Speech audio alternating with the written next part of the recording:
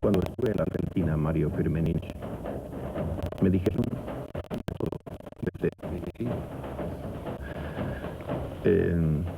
¿no le importa escuchar lo que me dijeron? Me dijeron que usted huyó con $100 millones mientras sus compañeros morían. Me dijeron que negoció y recibió dinero de Masera, que era agente de Onganía. Tantas cosas. Muchas más. Sí, es verdad que se dice todo eso. Y nada de eso es cierto. Yo he tomado siempre una actitud frente a la calumnia sistemática, que es demostrar en el tiempo con mi conducta la verdad de mi vida y desmoronar en el tiempo la calumnia. Se dijo que yo era agente de Onganía porque se consideraba imposible que un grupo de muchachos, promediábamos el promedio de 21 o 22 años, pudieran haber protagonizado un hecho como el secuestro de Aramburu. La realidad histórica ha demostrado que mi conducta política no tiene nada que ver con Onganía, y más aún, yo seguí haciendo la lucha armada contra el gobierno de Onganía, ¿no es cierto? Es terminantemente falso, carece hasta de seriedad. Además, ¿a qué edad me habrían reclutado de servicio? En la escuela primaria, porque a los 19 años era un conocido militante político, no conocido para la opinión pública, pero sí conocido en los ambientes de la militancia política. Yo era presidente de la Juventud Estudiantil Católica, que era una agrupación de orientación tercermundista. De golpe me convertía en lo contrario. No tiene sentido. Y además, mi vida, los 20 años posteriores, no tienen sentido con esa acusación. Y la acusación realmente no tuvo el más mínimo fundamento. Una calumnia en la cual yo a veces he interpretado esto del siguiente modo. A veces se dice, por ejemplo, que el Machu Picchu fue construido por extraterrestres. ¿Por qué? Y porque no es posible que esos indios hayan construido una civilización. Entonces tampoco es posible que un grupo de muchachos, militantes políticos, idealistas, sean capaces de producir un hecho de esta naturaleza. Tienen que producirlo ellos mismos. Si no es algo ajeno al movimiento popular, no es posible que haya organización, no es posible que haya audacia, o no es posible que haya idealismo. Y sí es posible, como es posible que estos indios hayan construido una civilización hace algunos siglos también. Después, qué sé yo, los argumentos de que Masera me dio $1 millón o de que me fugué con $100 millones son contradictorios en sí mismos. ¿Para qué le pediría $1 millón a Masera si tenía 100 por otro lado? No tiene sentido. Aquello fue una maniobra, creo que contra el propio Masera, por las disputas en la Junta de Comandantes, donde Masera disputaba con Videla la conducción del proceso. Y supongo que no había nada peor para decirle a uno de los miembros del proceso que tener alguna connivencia con los montoneros. Pues es absolutamente falso. Y por otra parte, en esa época estaba presa como rehén mi propia esposa. Estaba en la Argentina sin que yo pudiera sacarlo, porque evidentemente se corrían graves riesgos. Mi hijo, a quien todavía no conocía, nacido en la cárcel prematuramente por la tortura. Es decir, que no tenía ningún sentido, no tiene lógica. Y digo esto para aquellos que no quieran creer en mi testimonio. Para aquellos que quieran creer en la verdad, yo juro que todo esto es falso. Para aquellos que no crean en mi juramento, simplemente está la lógica, la racionalidad. si supuestamente me había ido con 100 millones, ¿para qué procuraría 1 millón de Masera? ¿Para qué lo necesitaba? Si además tenía realmente mi esposa y mi hijo en manos de ellos, y tardé mucho tiempo en volver a encontrarme con ellos. Recién en el 82 nos volvimos a juntar, durante la Guerra de Malvinas. Este tipo de acusación sistemática, y por otra parte, yo no salí del país por voluntad propia, salí contra mi voluntad. Una de las grandes tristezas de mi vida es el despegue del avión de Aeroparque el día que salí del país. Sentir las ruedas despegadas del piso en el decolaje. Sentía que me iba, ¿no? Que me quedaba, no sabía por cuánto tiempo, desarraigado, que estaba dejando en ese momento a mi hija en el país, en la clandestinidad, sin tenerla ni siquiera inscripta. No tenía documento de identidad, ella, dejando a mi esposa presa, embarazada en ese momento. Bueno, acababa de nacer mi hijo, pero yo no lo sabía. Nació el 24 de diciembre del 76 mi hijo. Yo salí después de eso, pocos días después de eso, y yo no sabía todavía que había nacido. Estaba dejando a mis compañeros y estaba dejando mi patria, mi tierra.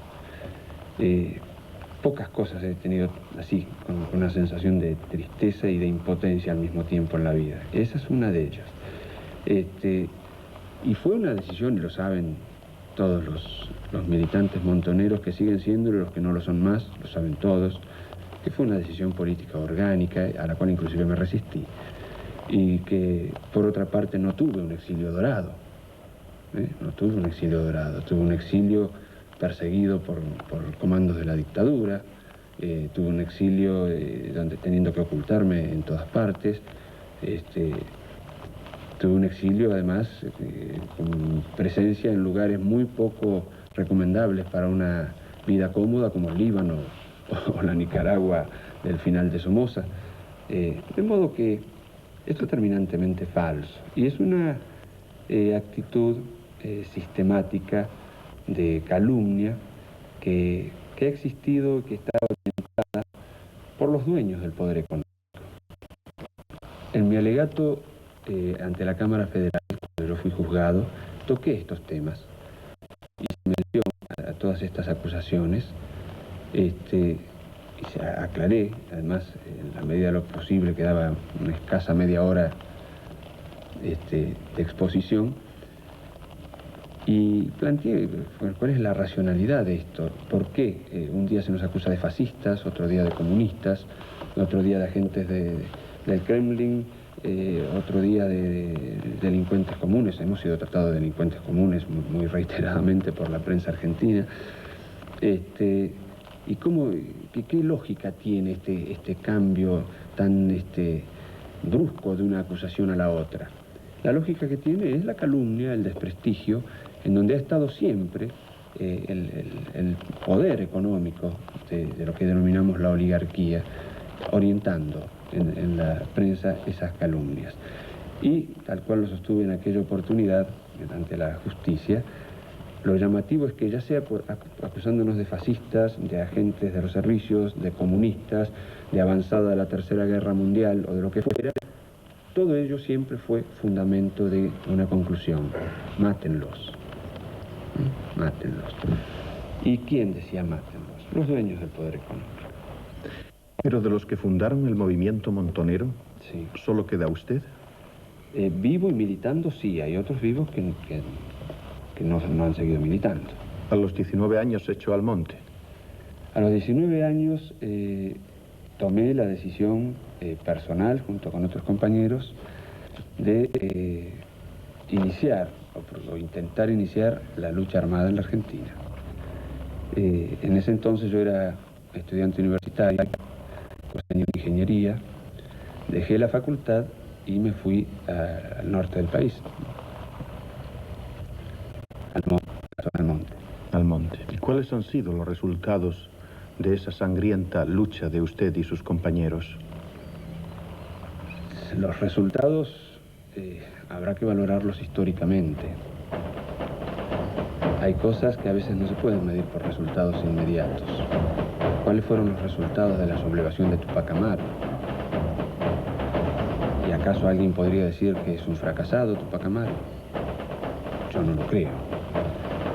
Sin embargo, su intento de sublevación, de tomar el poder, de revolución, en ese instante fracasó, y fracasó cruelmente, sangrientamente.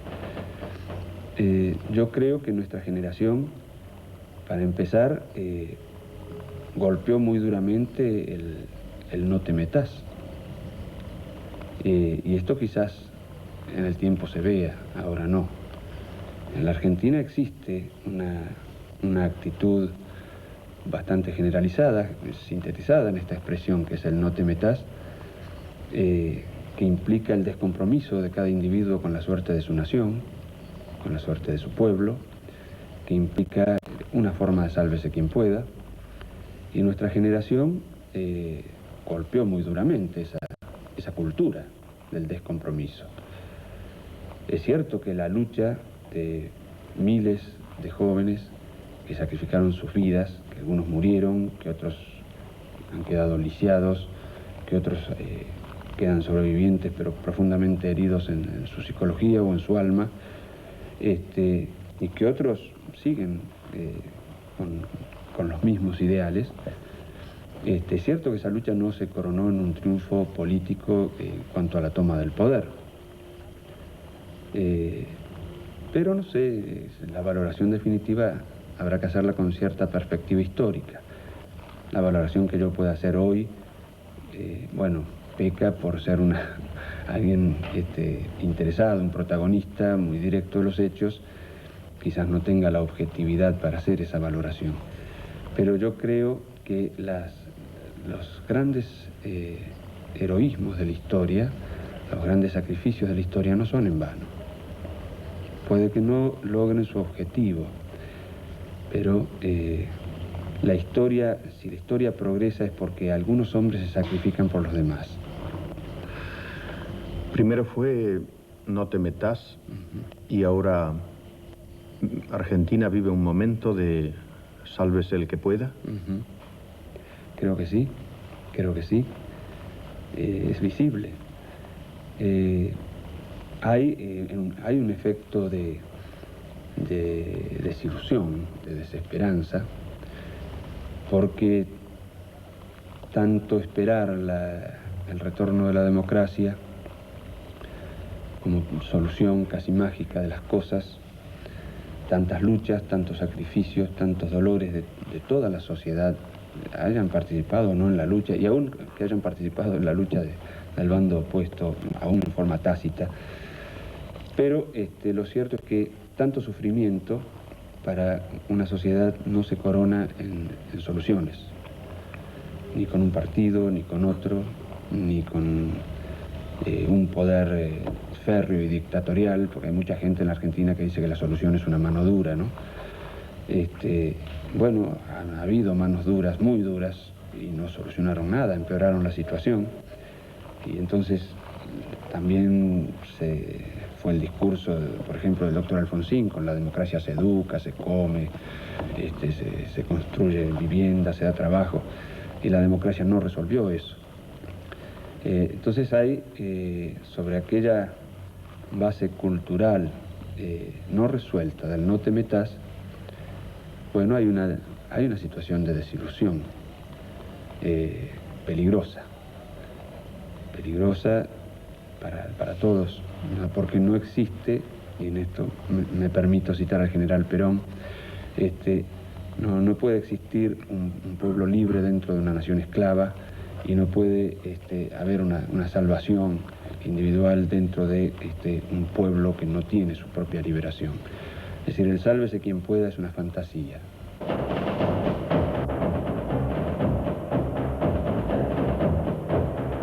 Más cosas. Perón, en primer lugar, era un profundo conocedor de la idiosincrasia del pueblo argentino.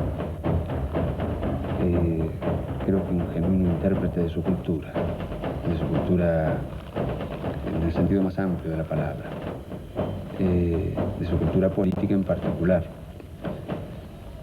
Y Bueno, aprendí también de Perón que para conducir un proceso político es necesario tener una visión bastante más amplia que la que uno tiene normalmente a los 20 o 25 años, un conocimiento bastante más amplio de la circunstancia mundial, de la propia historia política del país. En fin, creo que Perón es un líder que para muchos políticos argentinos de él en adelante ha resultado paradigmático. De algún modo ha habido un intento recurrente de imitación de Perón. Y esto se debe al éxito político de Perón, que a su vez se deriva de esta profunda compenetración con la idiosincrasia del pueblo argentino. ¿Qué sintió usted como montonero cuando Perón les llamó imberbe y los echó de la plaza? Bueno, quisiera hacer una breve aclaración en cuanto a echar. Perón no nos echó. Perón sí nos dijo imberbes y unas cuantas cosas más. ¿Qué otras cosas? Creo que nos dijo estúpidos también. Y hubo una reacción espontánea de la gente que había ido con nuestras banderas a la plaza, que obviamente, sintiéndose herida, se retiró, se fue. Es anecdótico, si a uno lo echan o se va porque lo insultan, pero merece la aclaración. Yo ese día no estuve en la plaza y no estuve justamente para evitar provocaciones. En la situación política que se vivía en aquel momento, de mucho enfrentamiento interno en el movimiento peronista, bueno, era fácil prever que podía producirse enfrentamientos, haber provocaciones. Para evitar eso yo no estuve en la plaza. Y estaba viendo el acto por televisión y me pareció catastrófico aquello. Me pareció catastrófico, doloroso, triste, grave, muy grave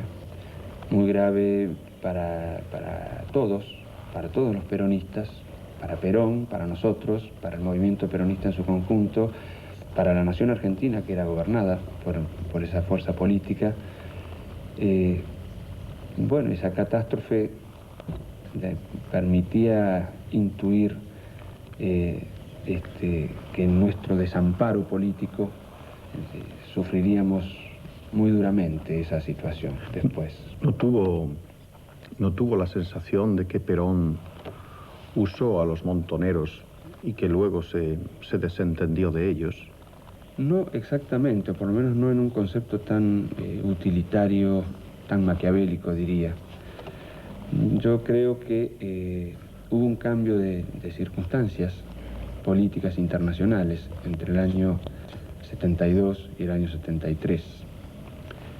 Y ese cambio de circunstancias políticas determinaron un cambio en Perón, notorio. Solo que no teníamos el diálogo suficiente como para que él nos hubiera explicado su punto de vista, como para que nosotros hubiéramos dicho nuestras opiniones, seguramente mucho más inexpertas que la de él, porque éramos imberbes, después de todo, éramos muy jóvenes. Pero el diálogo hubiera permitido una forma de entendimiento superior. Y como no existió eso, inclusive quizás por la distancia generacional que había entre él y nosotros, quizás por sus 18 años de exilio también, y volver a un país muy cambiado, quizás porque nosotros éramos mucho más idealistas que lo que era el común de la dirigencia política. En fin, por todas esas cosas no hubo el suficiente diálogo como para evitar un desencuentro mayor como el que hubo. Y de modo que yo no tengo un resentimiento contra Perón. No creo que haya sido tan burdamente una utilización lisa y llana. Creo sí que hay, en todo político existe la especulación, existen aliados más útiles en una coyuntura que en otra, todo esto es verdad. Perón era sin duda un político más que habilidoso, Pero creo que el problema va más allá de esto, Inclusive, algunas personas que estuvieron presentes en el balcón de la Casa Rosada aquel día han contado que inmediatamente que Perón volvió adentro expresó su dolor y su arrepentimiento por aquello, ¿no? Viéndolo por televisión se notaba que fue una reacción exasperada. No fue una cosa calculada, no me dio esa impresión por lo menos, ¿no? Y estos ejemplos de esta gente que cuenta lo demuestran. Pero ¿el peronismo necesita brazo armado? Hoy no. ¿Necesitó brazo armado? Necesitó brazo armado, claro. Necesitó brazo armado porque el peronismo fue derrocado sangrientamente y perseguido sangrientamente. Poca gente recuerda hoy que la palabra Perón era delito. Había un decreto específico que establecía que era delito escribir la palabra Perón. Ningún periódico escribía Perón. Se olvida que la Constitución Nacional, vigente, legítimamente vigente, más allá del cuestionamiento o la discusión política que pueda hacerse sobre el grado de entendimiento conveniente para una constitución, yo hoy en día creo que una constitución nacional requiere un consenso casi unánime de un país, cosa que no tuvo la Constitución de 1949, pero era una constitución legítima, una constitución legal y que tenía el respaldo del 60% del país. Esa constitución fue derogada a punta de bayoneta. Fue abolida la legislación social, fueron intervenidos los sindicatos, fueron encarcelados los parlamentarios por traición a la patria por haber votado el plan quinquenal. Se hicieron muchas barbaridades contra el peronismo y se le anularon elecciones por el solo hecho de ganar. Se le dejó participar creyendo que perdía y cuando ganaba un decreto decía estas elecciones no valen. La represión contra el peronismo fue muy brutal. El peronismo necesitó un brazo armado, lo necesitó y surgió espontáneamente de la militancia peronista, de muchos sectores de la militancia peronista, y bueno, nosotros formamos parte de ese proceso. Hoy en día no lo necesita, claro está. ¿Y usted fue el líder de ese brazo armado? De lo que terminó siendo la expresión más numerosa, sí. Hubo muchas expresiones, inclusive antes que nosotros, ya en la década del 50, en la década del 60, lo que fue la resistencia peronista, que básicamente se nutrió de una práctica de atentados, atentados con bombas y demás. Yo era un niño, no era ni militante ni nada, era un niño cuando todo eso ocurría. Inclusive hubo intentos de guerrilla rural, peronista, allá por el año 60, si mal no recuerdo, con el grupo Uturunco, 59 creo que fue. Hubo huelgas, prácticamente huelgas revolucionarias, lideradas por los dirigentes sindicales peronistas.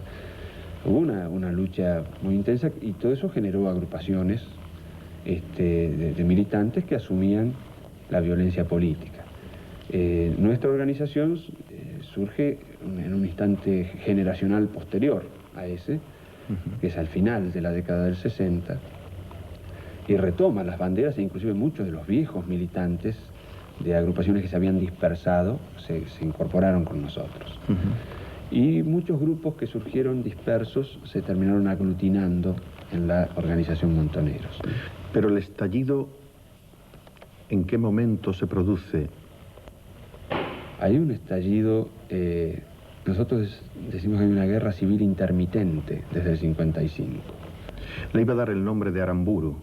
Claro, fue obviamente el que lideró el golpe sangriento contra Perón y que reinició los fusilamientos políticos en la Argentina en este siglo. ¿Y ustedes sentenciaron y mataron a Aramburu? Efectivamente, no lo sentenciamos, estaba sentenciado públicamente por todo el movimiento peronista. ¿Cuáles fueron sus últimas palabras? Yo no quisiera entrar en esos detalles, no porque yo no lo quiera decir, sino porque a mucha gente le resulta desagradable o truculento. Y yo no tengo un amor particular por lo truculento. Soy un amante de la verdad histórica, plena, pero la verdad histórica requiere un tiempo en el cual sea asimilada por aquellos que la reciben sin pasión. Y todavía eso no ocurre en la Argentina.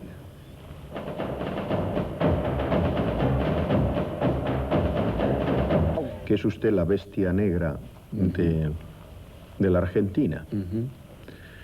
Lo rechaza la derecha, lo odia la izquierda y lo quieren matar la oligarquía. Algunos de sus compañeros tampoco están de acuerdo con usted. ¿Cómo se explica esto? ¿Es usted un mártir, un chivo expiatorio? Los mártires son los que han muerto.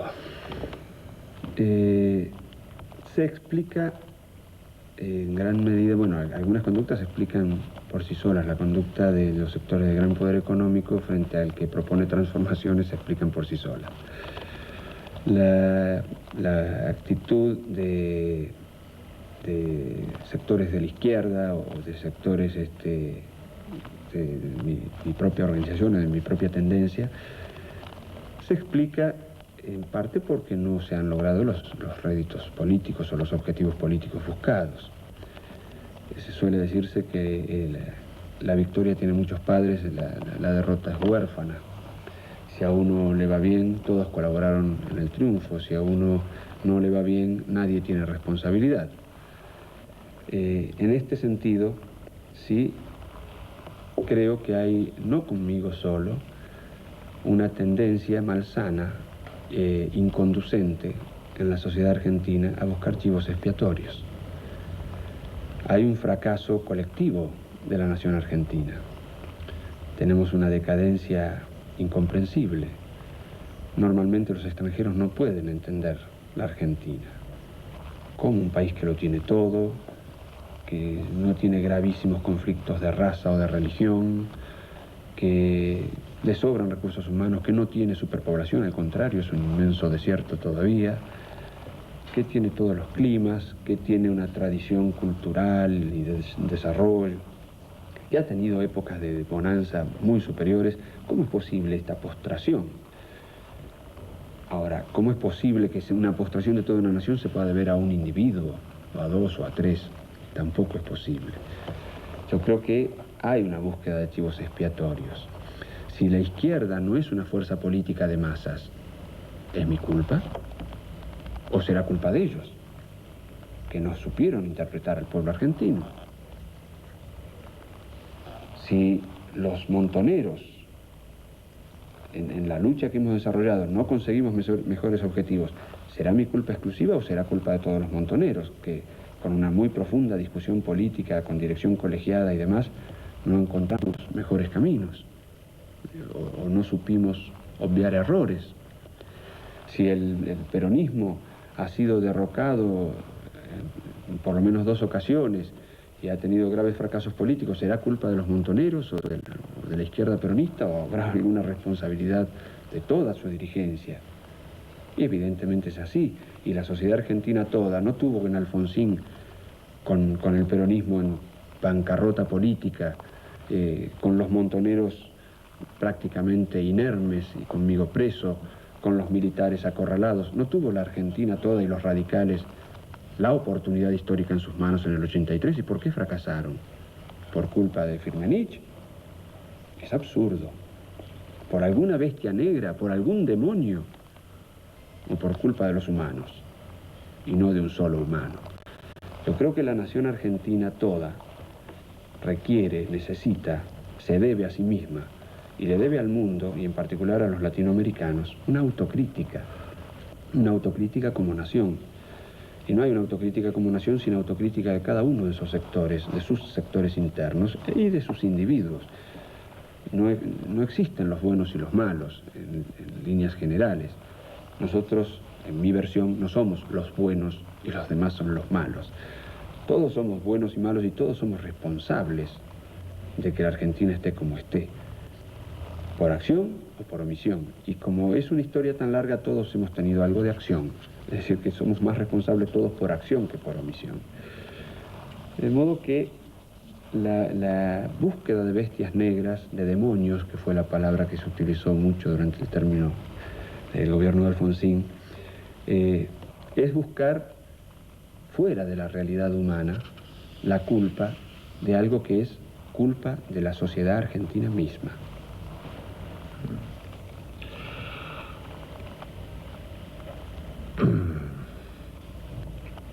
Me dijo que era católico. Sí. Apostólico y romano. Así es. Creo, he sido, digamos, criado en una familia católica, en un país católico, y pues lo más lógico es que uno sea católico. Hay muchos católicos guerrilleros, ¿verdad? También en América Latina hay muchos, en toda América Latina hay muchos, porque es el único continente católico. Yo creo, además de eso, que ya de adulto he hecho una opción ya consciente, adulta, de dónde depositar mi fe. Creo que aquel que ama una sociedad distinta cree en algo que no ve. Aquel que cree en la bondad humana por encima de las mezquindades que todos tenemos, cree en un hombre nuevo, en un hombre superior. Aquel que cree que su muerte tiene sentido en pos de un objetivo digno, cree en la trascendencia. Creo que aquel que en definitiva, que todo revolucionario es un hombre de fe. Y la fe uno puede depositarla de muy diversas formas, en muy diversas culturas. Yo elijo depositarla en la cultura a la que pertenezco. Y la fe en mi pueblo es la fe católica apostólica romana. Y la moral cristiana que signa el juicio, el sistema de valores de nuestra sociedad, la comparto plenamente y además considero que es revolucionaria, ¿no? No entiendo yo muy bien a un cristiano empuñando un arma. Bueno, hay muchos ejemplos. Jesucristo dijo: yo no vine a traer la paz sino la espada. Jesucristo expulsó a latigazos a los mercaderes del templo. A latigazos. A latigazos. No los mató. Es verdad, pero el Eclesiastés, si no me equivoco, el libro del Eclesiastés, dice: hay un tiempo para odiar y un tiempo para amar. Hay un tiempo para salvar y un tiempo para matar. Pero el ojo por ojo hace que el mundo se quede ciego, ¿no? No, el ojo por ojo no es civilizado, estrictamente. Una cosa es la lucha política, la resistencia, por otra parte, ha sido básicamente nuestra lucha, la resistencia armada a una opresión muy superior en poder a nosotros, y otra cosa es el pretender la justicia del ojo por ojo. El ojo por ojo no es justo, es vengativo, no es justo. Distinto es la resistencia armada, que de todas maneras merece, si bien tiene en determinadas circunstancias legitimidad moral para la propia Iglesia, bueno, tiene sus bemoles en cuanto a si es correcta o incorrecta, si es conducente o inconducente en cada circunstancia. Merece una discusión muy profunda el recurrir a ella. Pero a lo largo de toda la historia, quizás millones de cristianos han recurrido a las armas. ¿Le parece lícito matar por una causa justa? Según las circunstancias, a nosotros, en primera instancia, nos pareció lícito morir por una causa justa.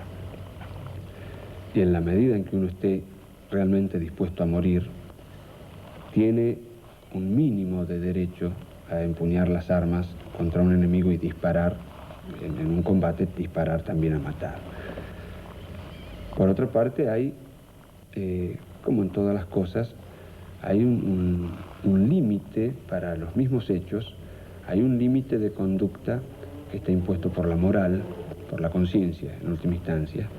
Uno puede matar por venganza, puede matar sin necesidad, o puede matar en los términos que se desarrolla una guerra. La cuestión es que el objetivo de una guerra no es matar. El objetivo de una guerra es quitar la voluntad de combate al oponente. Nosotros lo que hemos desarrollado es una resistencia donde básicamente procurábamos que no nos mataran a nosotros.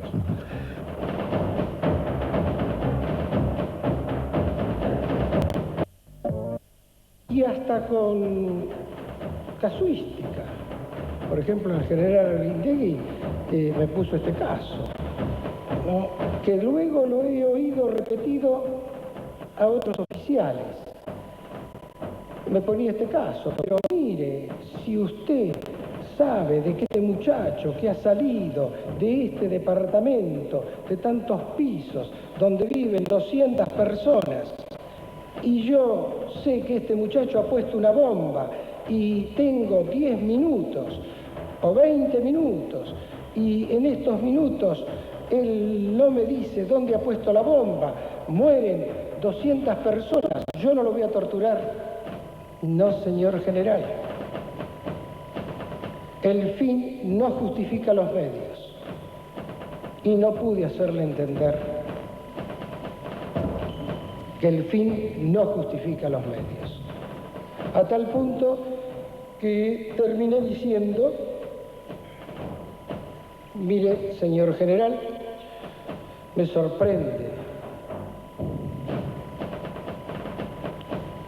con mucha angustia que usted, ministro del orden y de la seguridad del país, me defienda como principio, no como un exceso,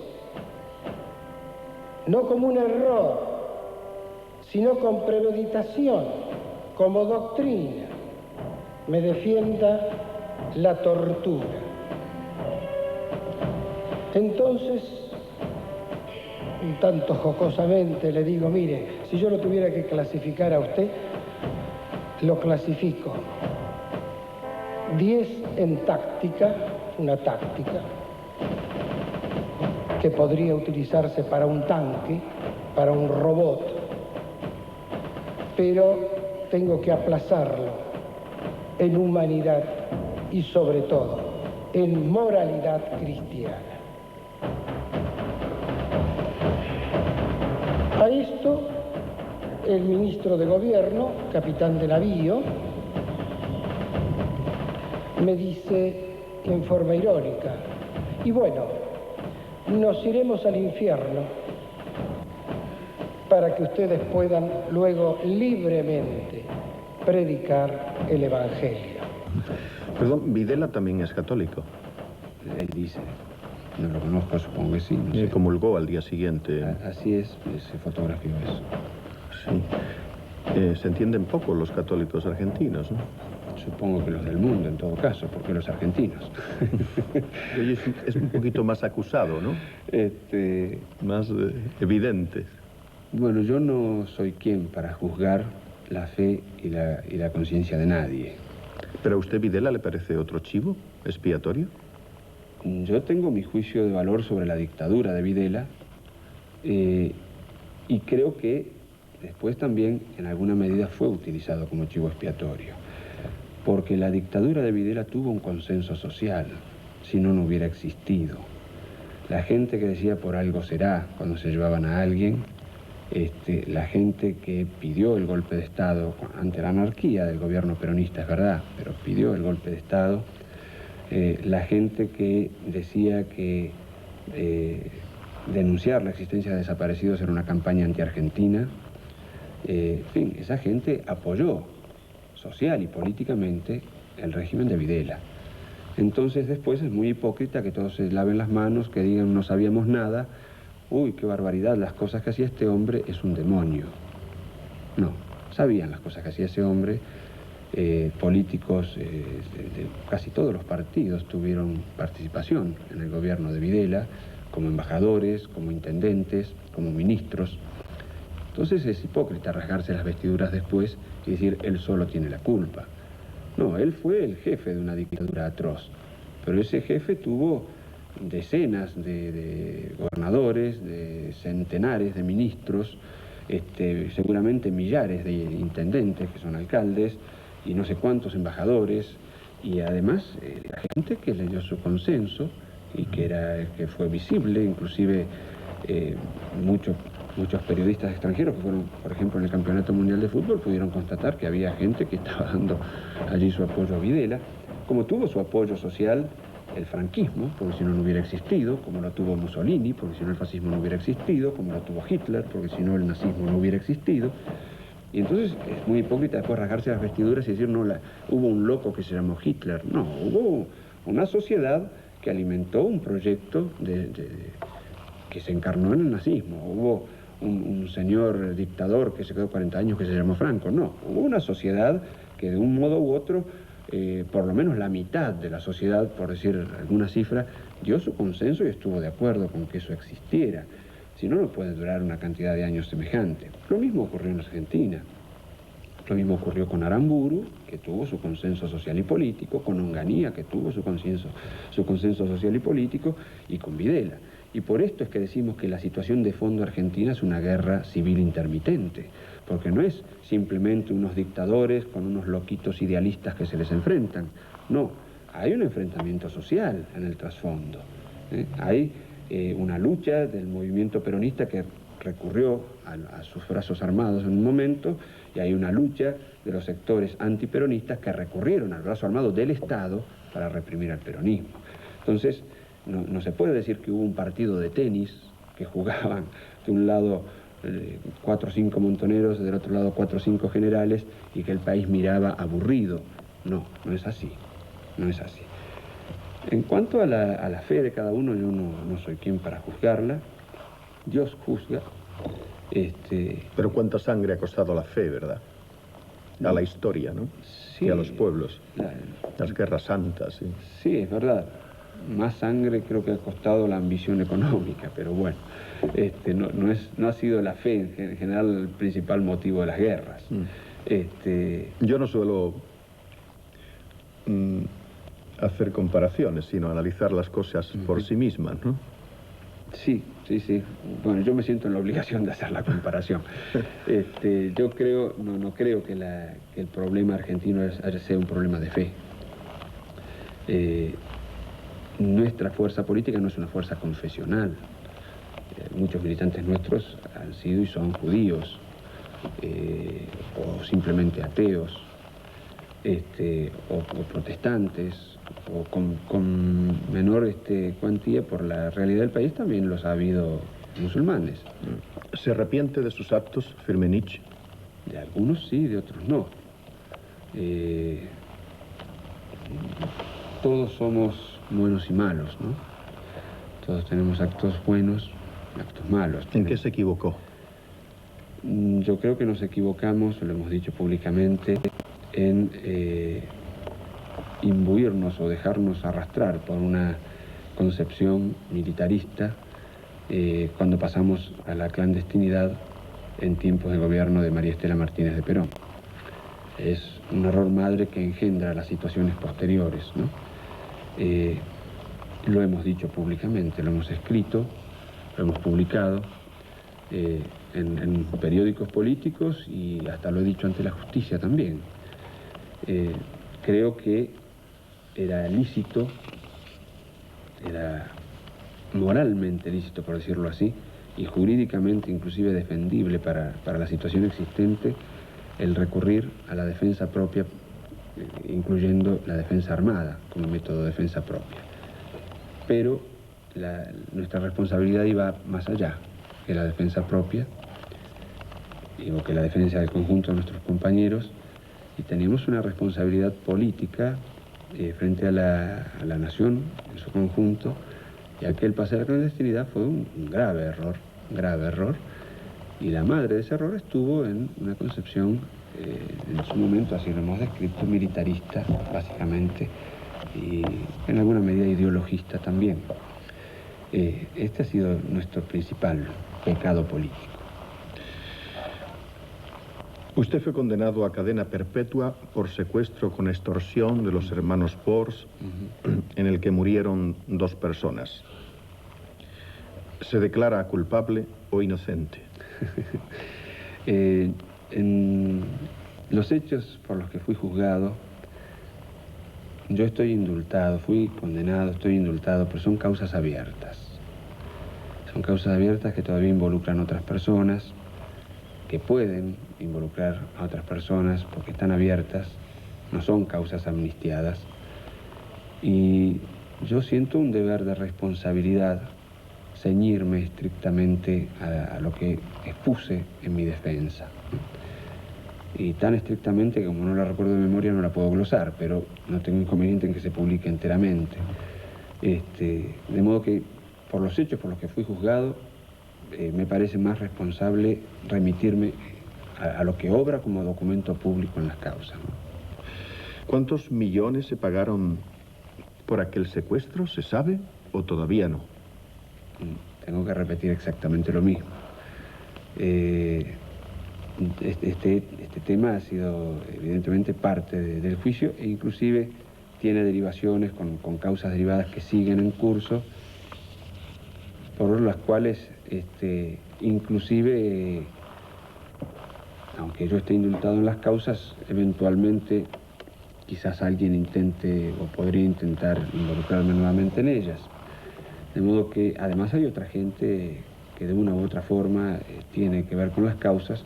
Me parece que lo responsable es remitirme estrictamente al plano jurídico en eso, porque está planteado en ese nivel la discusión. Este es el problema, como alguna vez dijo uno de mis abogados, el problema es que la historia en la Argentina todavía puede ser juzgada como delito. Entonces, para que la historia pueda ser evaluada como tal, como ciencia social, bueno, tiene que estar exenta de la persecución. En tanto que eso no ocurra, bueno, existe la necesidad de manejarse jurídicamente. ¿Ya salió? Pero, ¿jura usted decir la verdad ahora mismo? ¿Tiene usted un solo peso o un solo dólar? Eso iba a decir. De los 100 millones de dólares o 62 millones de dólares por el rescate de los hermanos Bors. Yo juro que no. Juro que no. Tengo una situación difícil en este sentido, porque mucha gente cree que tengo 100 millones de dólares y en realidad no tengo nada. Más allá de lo que implique jurídicamente, es una situación difícil. La gente cree que soy un hombre de dinero, ¿no? Y no lo soy. No lo soy ni nunca aspiré a serlo, por otra parte. Ni aspiro a ser un hombre de dinero. De modo que realmente yo puedo dar mi testimonio de que yo no tengo ni uno, ni medio, ni 100.000 dólares, ni lo que quieran, ninguna cantidad. Para empezar, porque nada de lo hecho durante la historia de lucha nuestra ha sido para beneficio personal. Nada. No tendría legitimidad y no tendría cara para hablarle a mis hijos si algo hubiera sido así. Y realmente, dejando de lado los detalles explicativos que desgraciadamente todavía están circunscriptos en causas penales, yo no tengo cuentas bancarias ni en la Argentina, ni en ningún lugar del mundo, en ningún banco, ni en otro tipo de entidad financiera, ni a nombre propio, ni a nombre de terceros, ni con testaferros, ni en representación de nadie. Ni en Cuba. Ni en Cuba. Ni en Cuba tengo cuentas bancarias. De modo que realmente no tengo, juro que no tengo nada de ese dinero. ¿Pero dónde está tanto dinero? ¿Dónde? Bueno, para empezar, nunca existió tanto dinero. Esa es la cuestión. ¿Qué significa? ¿Que sabe usted el dinero del... No, es que la propia explicación que dan los jueces o los fiscales para hablar de 100 millones de dólares es un cálculo aritmético de interés compuesto sobre presuntas sumas que nunca hubieran sido tocadas, que nunca se hubiera perdido nada de ellos, que hubieran sido siempre a ese interés, que hubiera capitalizado todos los intereses, de modo que es una especie de juego numérico, ¿no? El supuesto de los 100 millones sale de un cálculo aritmético absolutamente irreal para la vida de cualquiera, no solo para la vida mía. Esta es la primera cuestión. La otra cuestión es que realmente, ¿dónde está ese dinero? Me remito a lo dicho y a lo que obra y consta en la causa. Que no quiero tampoco detallarlo porque no me voy a acordar con exactitud las cosas que dicen. Es una causa muy voluminosa, pero son documentos públicos, ¿no? Lo que tenga que decir no lo va a decir aquí, lo va a decir a la justicia. Ya lo he dicho. Ya lo ha dicho. ¿Aceptaría usted algún careo con alguna de las personas que le acusan? Yo, hay una otra que me acusan de que... Bueno, ¿de ¿Un qué careo sabe? jurídico o un careo periodístico? No, un careo ante la justicia. Ah, he sido careado con periodistas que me acusaron. Por ejemplo, un careo con Galimberti, ¿no? Galimberti. Galimberti, eso es.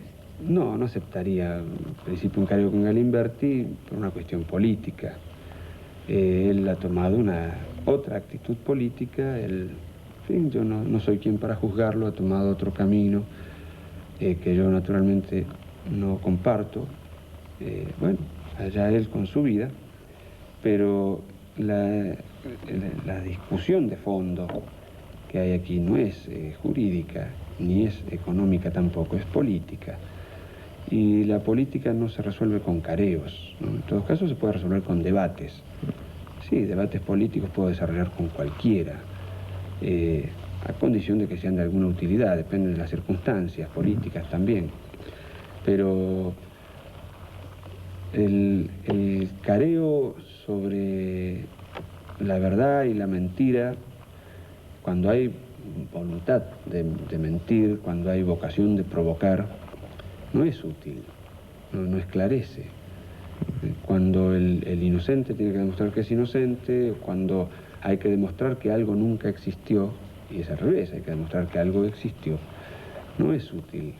La verdad histórica se impone con el tiempo. Es doloroso imponer algo con mucho tiempo, y sobre todo con el sacrificio en el interín. ¿Ha felicitado a Galimberti por su boda? No he tenido ocasión ni deseos de hacerlo, la verdad. ¿Qué boda ha sido más quilombo, la de Galimberti o la de Maradona? Ha sido muy comentada la boda de Galimberti. ¿Por qué? ¿Por qué? ¿Por qué? Yo como estoy en España. Bueno, Cuénteme. porque es casi un escándalo, ¿no?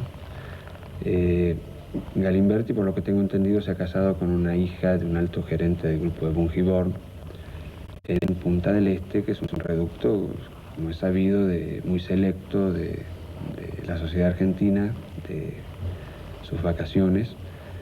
Y bueno, esto ha sido motivo de gran comentario en la prensa y comentario político y social, ¿no? Un hecho muy llamativo, porque no condice con lo que él ha sido, ¿no es cierto? Pero bueno, cada cual con su vida. Él fue uno de sus lugartenientes. Sí, la palabra lugarteniente no me gusta, no describe exactamente la situación. Galimberti fue un dirigente muy importante de la juventud peronista en tiempos del retorno de Perón, y fue un dirigente de nivel en la organización Montoneros también. Su actividad no ha sido clandestina, ha sido una actividad muy pública, con una posición muy conocida, de modo que este viraje también tan público y tan ostentoso del casamiento, bueno, les repulsa. Son muy aficionados al circo en su país, ¿no?